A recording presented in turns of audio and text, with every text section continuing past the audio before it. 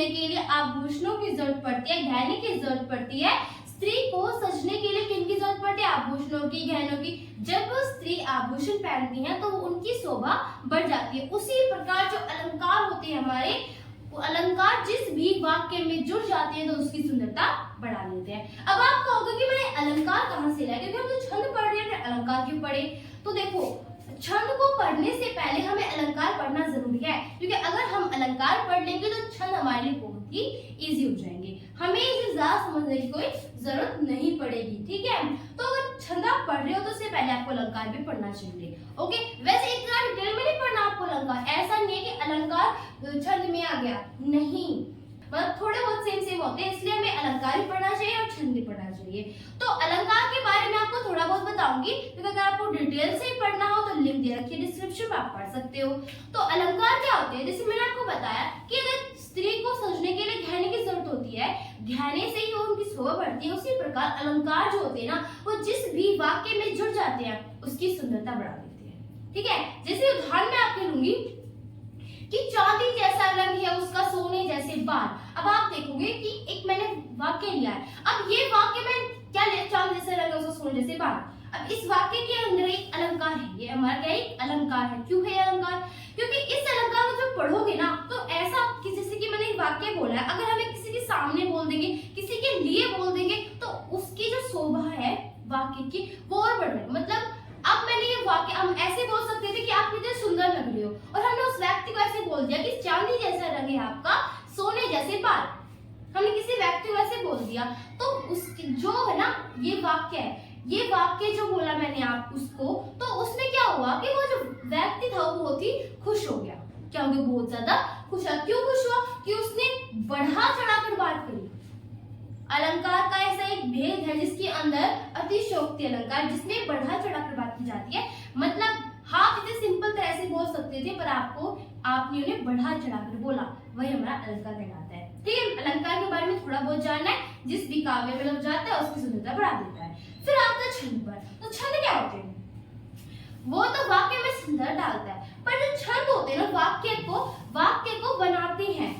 जैसे कि उदाहरण मैं आपको दूंगी कि एक वाक्य हुआ, अब शब्द को हम अच्छी तरह से लगाएंगे तब एक वाक्य बना पाएंगे। जैसे कि उदाहरण में लूंगी कि राम खेलता है, इसमें राम खेलता है दो शब्द लगे हुए हैं। अब इन शब्द को मैं ऐसे लगाती है, अलग अलग शब्द मान लो, ये अलग अलग शब्द है, इन्हें हम जोड़ेंगे नहीं, वाक्य नहीं बनाएंगे, हमने अलग अलग शब्द बोल दिया। अब मैं है को पहले लगा दूंगी, राम को इधर लगा दूंगी, खेलता को इधर लगा दूंगी, तो कोई वाक्य बना? बिल्कुल नहीं बनेगा, क्योंकि जो हमें अगर शब्द अच्छी तरह से लगाएंगे, सही तरह से लगाएंगे तो ही वाक्य का सेंस बन पाएगा और वही हमारा एक वाक्य कहलाएगा। उसी प्रकार अगर हम जब वाक्य को बना रहे होते हैं ना, तो हमें छंद को ध्यान में रखकर ही बना पाते हैं। मतलब कोई भी महापुरुष होगा, मतलब कोई भी जो व्यक्ति जो छंद को, मतलब कोई भी व्यक्ति होता है जो काव्य बनाता है, काव्य की रचना करता है, तो उसे जब वो काव्य जो बनाता है ना, तो उसे छंद आने चाहिए, क्योंकि छंद से ही क्या बनते हैं? काव्य बन पाते हैं। क्योंकि छंद के जो अंग होते हैं ना, हमारे अंग हम पढ़ेंगे, तो अंग जो होते हैं ना उन्हें ध्यान में रखकर ही हम एक काव्य बना पाते हैं। तो बाद में जानेंगे कैसे बना पाते हैं, पहले अंग पढ़ेंगे, क्योंकि अंग ही इनके बहुत ही इंपोर्टेंट चीज है। ठीक है, तो दोस्तों अब हम पढ़ते हैं अंग। आइए अब क्या समझ गए होंगे कि छंद आखिर होते क्या है। छंद बस इतना होता है, वाक्य का निर्माण करते हैं। आगे जितने भी इसके बारे में वो सब हमारा अंग बताएगा। ओके, तो अब हम क्या पढ़ेंगे? इसके अंग। तो दोस्तों अब हम पढ़ेंगे छंद के अंग क्या होते हैं, कितने होते हैं। तो छंद के अंग 7 होते हैं। कितने होते हैं? टोटल 7 अंग होते हैं, जिसके कारण हम छंद को डिटेल से समझ पाएंगे।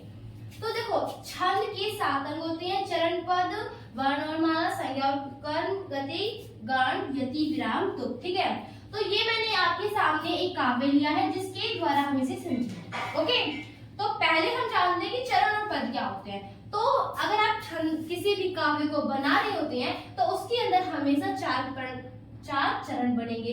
कितने बनेंगे? 4 चरण। जैसे कि 1 चरण, 2 चरण, 3 चरण और 4 चरण। हमेशा कितने चरण बनते हैं? 4 चरण ही बनते हैं और 2 पद बनते हैं। 2 पद का कहने का मतलब है कि पहली एक लाइन पहला पद होता है और दूसरी एक लाइन दूसरा पद होता है। तो ये हमारा पद और चरण होता है। ठीक है, इतना समझ लीजिए, यही हमारे लिए काम आता है कि इसमें किसी भी काव्य को बना रहे होते हैं उसके अंदर चरण और पद कितने होते हैं, तो 4 चरण होते हैं और 2 पद होते हैं। वर्ण और माला, ये तो सबको ही पता है कि अब आप बना रहे हैं छंद को तो उसमें वर्ण की जरूरत तो पड़ेगी और मात्रा की तो बिल्कुल पड़ेगी, संख्या भी होंगे और कर्म भी होंगे, किस काल में बना रहे हैं। फिर आती है मेन है हमारी 3, ये 3 थोड़ा ज्यादा मेन है। गण, गण मतलब 3 वर्णों के समूह को गण कहते हैं। ठीक है, गण का मतलब होता है 3 वर्णों के समूह जिसे हम बोलते हैं गण। फिर आता है, अब जैसे इसने दे रखा है, इसमें कहाँ है, कहीं है, हाँ ये सून है, चून है, ये सब हमारे 3 वर्णों का समूह है, तो ये हमारा गण हुआ। फिर आता है गति, गति क्या होती है, तो गति आप किसी भी काव्य को जब बना रहे होते हैं तो उनके लिए सुर की जरूरत पड़ती है। अब आप किसी भी काव्य बना रहे होते हैं और आप ऐसा होना कि आप काव्य बना दोगे उसमें कोई लय नहीं होगी, ऐसे तो फिर कोई काव्य बन पाएगा नहीं। मतलब गति होता है लय, सिर्फ क्या बोल सकते हैं, गति को हम लय बोलते हैं, मतलब जिसके अंदर सुर सी आवाज आती हो, लय होती हो। किसी भी काव्य को बनाते हो तो उसमें लय अवश्य होगी। गति और विराम ये तो हमेशा होगा। अब आपसे थोड़ा ऐसा थोड़ी ना होगा कि आप एक ही सांस में सारा काव्य पढ़ दोगे, नहीं, उसके थोड़ा रुकना पड़ता है। और उसी रुकने को हम तो, अगर हम किसी भी काव्य को बोलेंगे, लय में बोलेंगे, सुर में बोलेंगे, तो ऐसे थोड़ा ना कि आप एक ही सांस में बोल दोगे, आप बीच में रुकोगे, ये तो हम खुद रुकेंगे। पर अगर आप किसी में लिख रहे हो काव्य को, तो काव्य को लिखने के लिए हमें दर्शाना पड़ेगा कि हम कहाँ रुके हुए हैं, तब हमें इन विराम चिन्ह की जरूरत पड़ती है कि यहाँ पर रुका गया है। ठीक है, ये विराम चिन्ह कहलाते हैं, जिसे हम यति और विराम दोनों कह सकते हैं। फिर आता है तुक की बात। तो तुक क्या होता है, अब अगर पहले वाक्य के लास्ट के अंदर लास्ट वाला जो वर्ड है वो अगर न हुआ तो सेकंड के अंदर भी न ही होगा। जैसे कि हम बोलते हैं मछली जल की रानी है, जीवन उसका पानी है, तो पानी और रानी, पानी और रानी, लास्ट का वर्ड तो सेम ही होगा। ठीक है, यहाँ पानी नहीं आ गया, यहाँ पे नहीं आ गया, यहाँ पे न है, यहाँ पर भी न है, तो लास्ट का वर्ड तो सेम होगा ही। बस इन्हीं 7 बातों को ध्यान में रख कर ही जो काव्य बनाता है वो काव्य बना पाता है।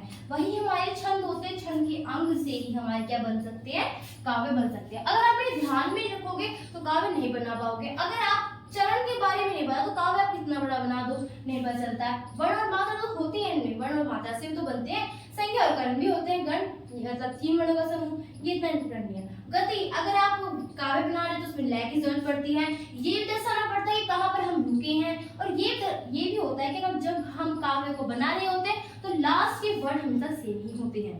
ओके, तो यही हमारी बातें थी छंद की। इतना मुश्किल टॉपिक नहीं है, इजी था, मैंने आपको बता दिया। ठीक है, अगर आपको मेरी वीडियो अच्छी लगी हो तो इस वीडियो को सब्सक्राइब और अपने दोस्तों को शेयर कर देना। ये आप जरूर करना, शेयर जरूर कर देना, जहां तक हो सके इस वीडियो को शेयर कर देना। ठीक है, तो अगर आपको मेरी वीडियो अच्छी लगी हो तो इसे लाइक करना, सब्सक्राइब करना एंड शेयर करना। Thank you for my video.